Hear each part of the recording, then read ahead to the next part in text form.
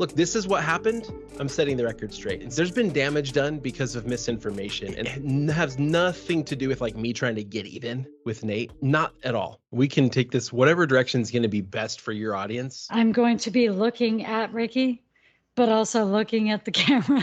Oh, And yeah. right now they're like 75 miles apart.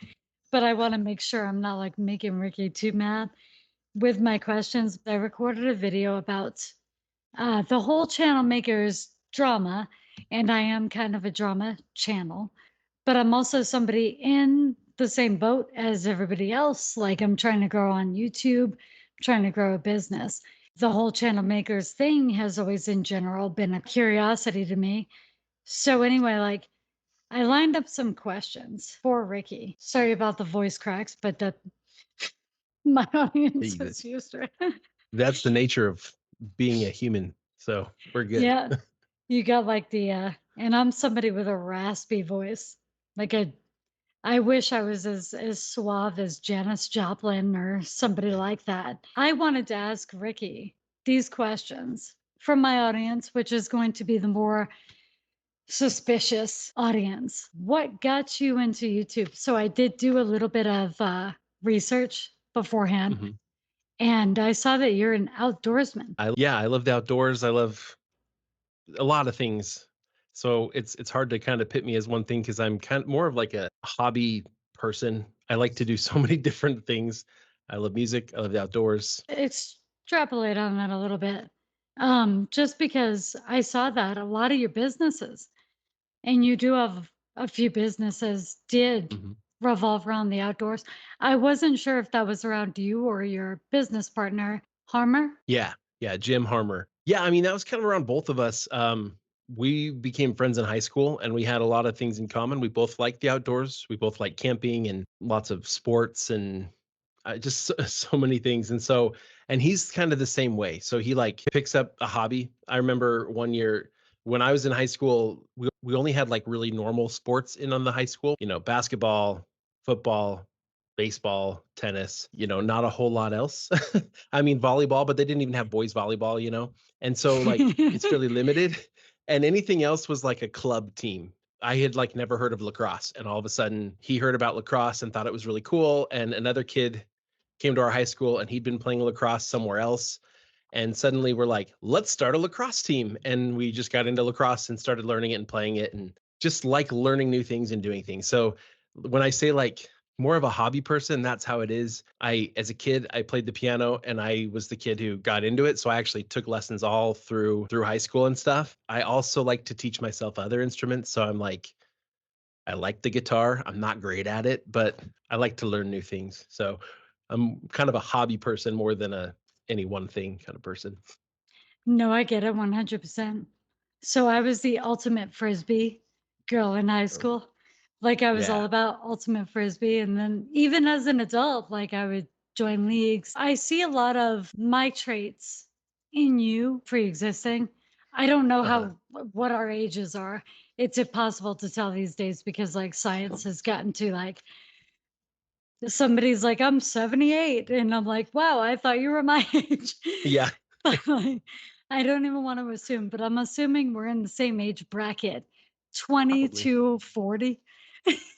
Yeah, 20 to 40. I'm getting closer to the 40 end of that, but yeah, I am probably. too. So full disclosure, I'm 37 and I'm Yeah, I just still, turned 38. So right there. yeah, so 86. Yep. Yeah. What month? April. April. Oh, so you're like a spring baby. Yep. So again, I'm sorry if I keep glancing over. I know it seems like the opposite, but he's over here to me. So I'm October, but yeah, no. Oh, nice. I'm Halloween actually. Oh, yeah. My Nice. April what? 21st. 21st. My Yeah. wife is April 9th. Nice. No, that's Nice. awesome. April babies are the best babies. Oh, yeah. But no, I love that you have some music experience and I love that you just seem to love knowledge. Like That's true. it doesn't seem to me that you even care about what knowledge that it is. And I think, like, if I put on a space documentary or a documentary of romance novels. But what do you think what's your feeling on nonfiction? Or, sorry, not nonfiction, but fiction? On Because I fiction. know I am a fiction hater. Oh, I yeah. think because I think that real life is more interesting. What do you think? Yeah, so most of my adult life, I've read mostly nonfiction, mostly trying to, like, learn things and better myself and stuff. My wife loves fiction. She like balances it out and forces herself to read nonfiction books between fiction books. But one the perspective I've learned from her and I've come to like some fiction quite a bit, but the perspective that she gave me is that, and I think she actually got this from Brandon Sanderson, a fiction writer, is that fiction is kind of it's a way to tell stories about humanity and help us understand ourselves, but in kind of a different way. So like we can still learn and grow and benefit from fiction, but we can also kind of escape from reality. And so like I can see that. I can see why people love it. And I like nonfiction best when it's told as a good story. So I don't know if you've read much Malcolm Gladwell, but his books are so Oh, I easy to love read. Malcolm Yeah. Gladwell. He was His the, books are so good. what was that book about, basically, like, people having, like, a status that determines their oh my god, what was that book called? It Was was it like the um was it Outliers or was it one of the other ones? Outliers. I have to be honest, so I'm not huge on Malcolm Gladwell, but I loved Outliers, and I even Yeah. did a video on him, which I feel like Malcolm Gladwell is very similar to, I think, my frame of mind, where it's really, really difficult to and I feel like it is for him too, and I could be totally wrong. Like Malcolm Gladwell could watch this on an off chance and be like, wow, what a stupid woman. Like, how could she ever think something? But I feel like I am so within the realm of nonfiction that I'm almost unimaginative in a way. My wife says the same thing all the time. She doesn't say I'm unimaginative. She's not like mean about it, but she loves fiction. And I am all about, like, I feel like if it's fiction, it's a waste of my time. I think that's Sir Ricky over here probably agrees with that mindset to a degree. Like, if you're not learning, like, you almost feel like you're wasting time, like, why watch something out of somebody else's head if you can create something out of your own head? Maybe we're just sick narcissists. Maybe We so. could be.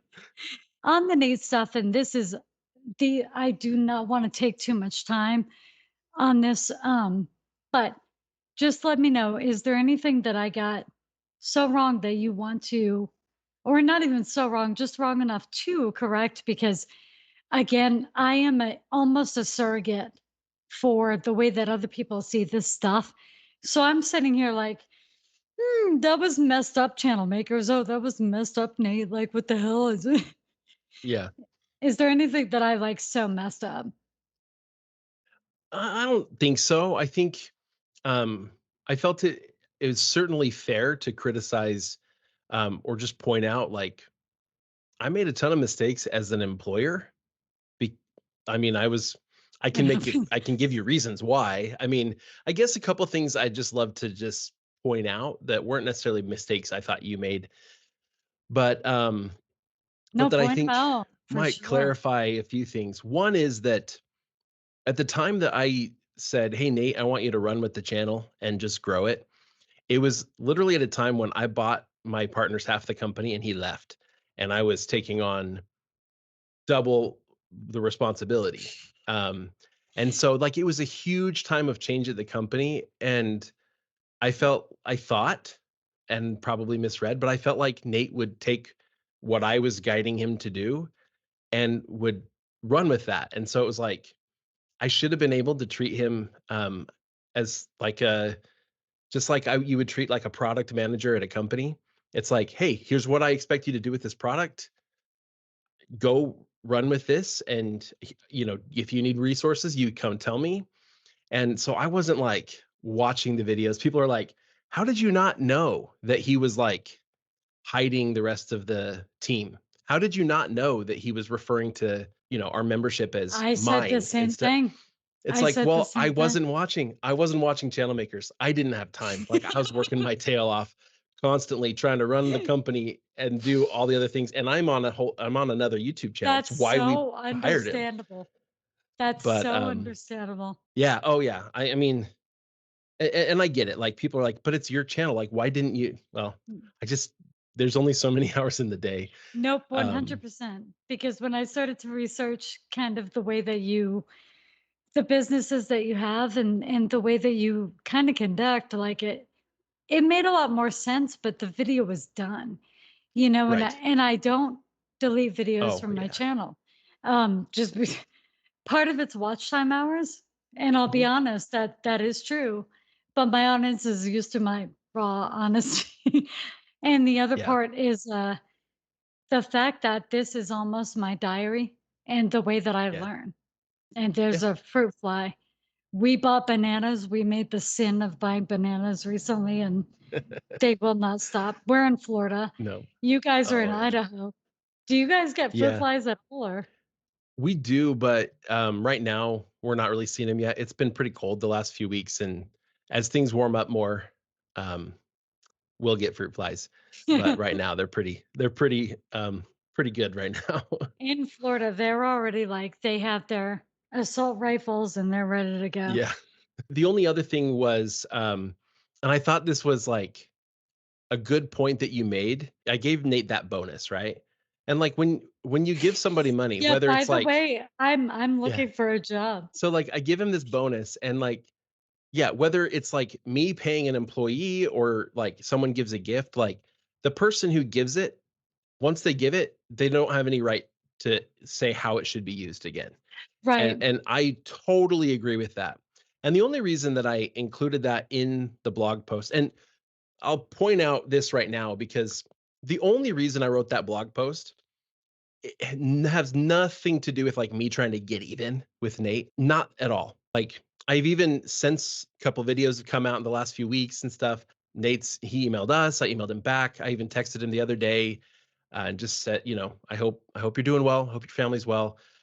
Um, but also acknowledging like, hey, there's been damage done because of misinformation. And so the reason that I wrote that blog post was there were a ton of like assumptions flying around the internet when Nate left about, well, For what I sure. must have done. People just trying to figure out what the heck just happened. And so there were a lot of people who just assumed, well, I like Nate, so they must have done something bad. And people just filling in the blanks, right? And so I wrote the blog post not trying to like make a case against him or anything, but mostly to say, look, this is what happened. I'm setting the record straight. And so one of the assertions that was made, and frankly, that Nate said in a video was, well, the reason I left is because I wanted to make my own channel and I wanted to create something I could own. Those I think are almost the exact words he said in his video was, I wanted to make something of my own and I couldn't do that while I was there. And I'm like, "Well, No, that's a yeah. lie."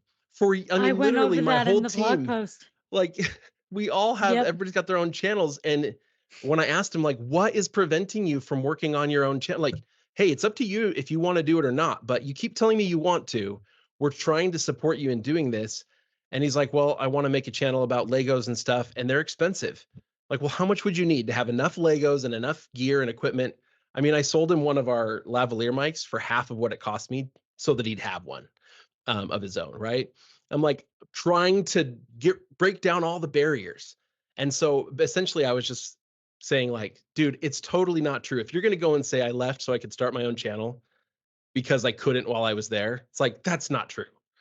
If you left, like just tell people why you left. You don't have to make up a story. Just say, "No, I left because I don't know. Just tell the story. Like, why did you leave?" I think people would have been pretty receptive if he'd just said, "Look, I," if he had just left it at the like straight up the truth, like, "Hey, we were going different directions. I had personal changes going on in my life." This is me putting words in his mouth, so this is not like exactly. I don't know what all was going on in his mind, but if he just said, "Look, I didn't agree with him totally, and honestly, I want to teach YouTube, but I didn't want to be stuck doing it the way he wants me to, so I left." Like, okay, fine. I think people would have been receptive to that, but by kind of making up these stories, it left people making assumptions that weren't true, and that had, like, significant damage to me and to the business, No, for that we're still sure. trying to deal No, with, for so, sure. Because yeah, I know that your editor Cody, he's been pretty active and not in a disrespectful way, but yeah, Cody has been super informative on like everything. I mean, not everything. Obviously, he knows stuff that, but he's been correcting things, and I think being nice about not correcting other things. So one thing that I feel like I may have gotten wrong. I said that you were too nice, and I still stand by that. I think that you are. yeah, I think you're a soft heart. You're a businessman, but you're still like, you're probably willing to tolerate more than the average businessman, for sure, because you were lending out your own camera equipment for people to use, and you kind of mhm, you were so distracted with just other stuff that you had going on. Like, I do want to make it clear to my audience, when you are into business and you're starting businesses, it is really, really hard to dedicate the minute levels of attention to each business that probably they deserve. And yeah, it's almost like an honor system. Like, you're like, "Hey, I trust you. Keep an eye on things," And I do think like Cody has almost been your eyes. And of course, I dug and Cody is the editor. I think that people like Cody are really valuable on your team, because yeah, he actually, in a very indirect way, not saying even who he was, I'm nosy, I'm Portuguese, big nose. But, looking into what he does and why he was answering the way that he did, because, like, at first, I just thought that he was friends with Ricky and Nate, but then, like, I actually went into the staff, and it's not like they were keeping this a secret. Like, it was on the website, which somebody in my own comments section was like, if you just go to their website, it's all laid out, which is probably why. And I don't want to put words in your mouth, but this person said, like, this is probably why Ricky thought that this was obvious, that this wasn't Nate. That was the because for me, it wasn't that I thought that Nate owned the whole business and he was the 100% channel. He was all the information, all the video editing. It was it wasn't that. I just thought that Nate was Ricky. Nate he's a dynamic guy. I don't want to yeah, talk about him too much longer, that's but fine. all I want to say about Nate is like, very dynamic, very charismatic, as I said a million times. And it's very, very hard to find that, because it's a rare trait. And there are people that are so dedicated to Nate that, like, they refuse to believe or even stand by any, there's no excuse for what channel makers did, which, like, the longer that I read into the blog post, the more that I understood. Of course, there are things that I disagree with you on, because, like, I would have, like, you know, Monday morning quarterback. It's useless. I don't know what I would have done. All I know is, like, the more that I read about you as a person, the more that I almost understood how your mind worked. And it wasn't even that you weren't trying to be a helicopter boss. It's about time and just like energy expenditure. So that was what led me into, you're a music guy. And I wanted you to talk to my audience about that, because I was actually a little surprised. Yeah, it doesn't really come through, like, at all in the content I make, No, but, you just come um across as businessman. I know. Well, and it's funny because I probably come across as, like, more businessman than, like, I really am. Like, I'm a business owner, but like you said, like, really, like, I'm too nice to be a very effective businessman, and, I think somebody pointed this out to me recently, like, kindness is a really good trait, but, Oh, like, yeah. nice, like, being nice almost has a different connotation. It's like if you're nice, you're kind of a pushover. And frankly, Yeah. like, I let people get away with too much. And right now, like, the team that I have, that I've surrounded myself with now, are all really amazing people who, like, just aren't willing to try to take advantage of me. Also, I've learned some really valuable lessons.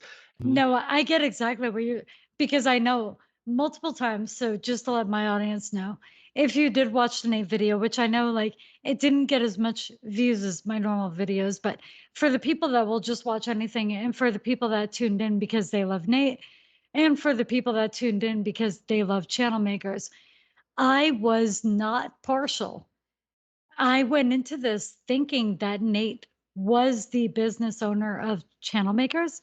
I was introduced to Ricky through doing research after the blog post because I kind of, for me, me myself trying to start a business, I want to be careful. And I love Yeah. these stories. That's why I kept saying I'm a nerd, I'm into this stuff. And it's kind of it's dark because you're into somebody else's misfortune, but, like, it didn't affect me, and I love YouTube. I loved Mhm. Nate. I loved Channel Makers, which I thought was Nate, but when I started to dig into Channel Makers and honestly, Cody, shout out to you. Your responses were so classy, yet assertive Yeah. enough to explain the point.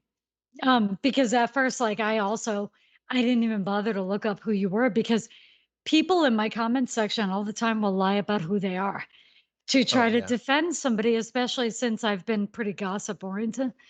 But no, Cody is the editor, and I'm not trying to like blow you. You didn't say anything derogatory anyway, but he's very knowledgeable. I would listen to him. He's definitely got more of an insight than we have. And he didn't even correct me, like he didn't even bother. He was just correcting people that were misguided or misinformed. Yeah. I'm, like, not an ideal businessman, but I come across as all business because I just have to do, like it's, like, the channel I have, and it's what I'm doing. It's because It's of how the I make ball my and living. chain and people that you're dragging around all the time. Maybe so. It's just But, but man, like, I love music. So, and I don't do enough of it. So, like, I haven't been doing a whole lot of performing of any kind, for a while. I've got kids and stuff, and it just my life's super busy, how many but kids do you have? I have 5 kids. Yeah, You right? gotta put it away. I know. I have. We're done. Um, but it is so, like, and they're awesome. I love them to death, but, That's too like, many life is just business so owners. busy. Yeah. Yeah. We cannot handle that much business proposition coming into the market. We're already That's right. saturated. If some of But them are beat makers, that's gonna be a disaster. yeah, exactly. But I mean, but when it comes to, like, music though, it's like the place where I can go to, like, Escape. yeah, escape and sometimes to heal.